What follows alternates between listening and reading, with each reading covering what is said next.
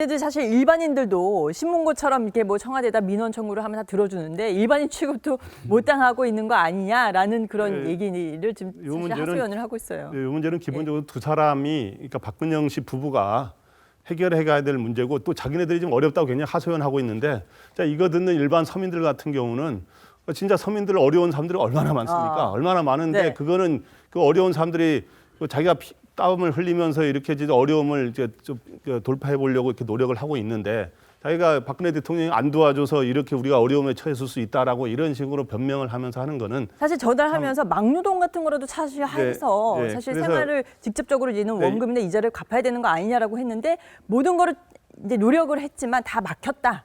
이렇게 대통령의 예. 형제 자매라는 입장을 떠나서 일반인의 입장에서 볼 때 이러한 문제, 생활고가 겪고 또 거기 때문에 사기가 불가피하게 생긴 것처럼 이렇게 하는데, 이런 문제는 자기들이 해결해야 될 문제고, 그러나 대통령이 워낙 중요한 자리에 있고 그 주변 사람들 이런 문제 벌어지는 게 안타까우니까 대통령이 일조를 해야 된다라고 하는 말을 하는데, 그런 고민은 있을 겁니다. 아마 관계가 복원됐다 그러면 아까 대통령 형제 자매를 이용하려는 사람들이 많잖아요.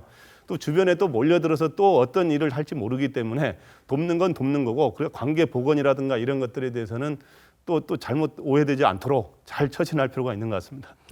그래서 그런지 최근 박근영 씨의 발언을 보면 대통령을 걱정하는 발언을 또 많이 했어요.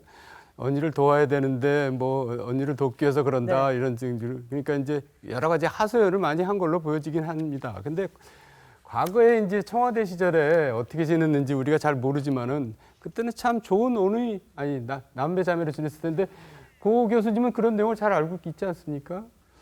뭐 저도 뭐 그 시절에는 뭐 거의 동시대 사람이니까 뭐 이렇게 사진이라든가 뭐 이런 자료로 볼 수밖에 없는데, 정말 삼남매가 너무 다정하게 지냈지 않습니까?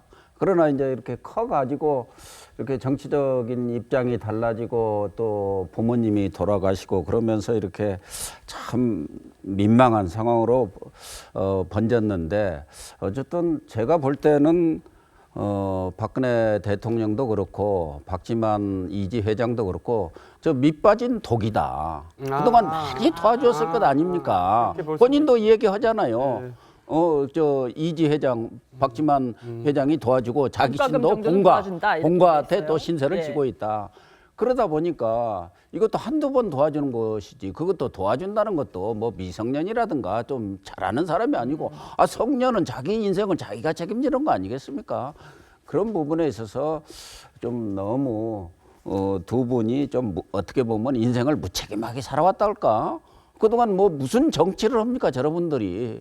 정치를 아무나 하는 겁니까? 그게 무슨 애들 장난하는 것도 아니고, 공화당 만든다고 해갖고 그렇죠. 작년에는 또 뭐 일본 무슨 니꼬니꼬라고 뭐 전혀 이름도 없는 그런 언론에다가 또 박근영 씨가 인터뷰를 해갖고 또 얼마나 나라 망신을 시켰습니까? 그 당시 위안부 문제가 아주 첨예한 상황 속에서 일본을 편드는 얘기를 또 했지 않습니까?